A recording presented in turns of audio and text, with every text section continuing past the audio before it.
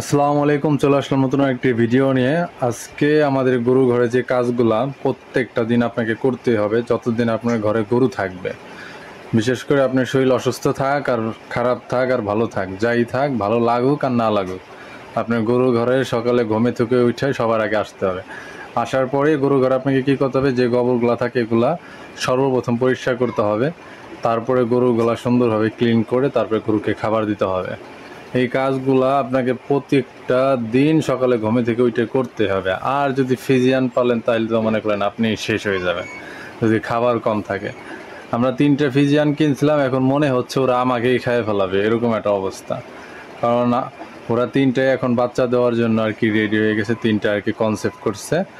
কিন্তু এখন মনে করলেন যে হালকা একটু ক্ষুধা লাগলেই মনে করলেন ডাকাডাকি শুরু করে দেয় খাবারের জন্য। এই একটা বিষয় হয়ে গেছে আর কি। এই জন্য গরু আর চাকরির বিষয়টা মনে হচ্ছে একটু বেশি কঠিন হয়ে যাচ্ছে।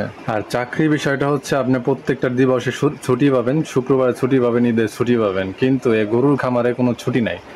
এখানে আপনার প্রতিদিন কাজটা করতেই হবে, যতদিন থাকবেন আপনাকে কাজ করাই লাগবে, এটা হচ্ছে আপনার মূল উদ্দেশ্য।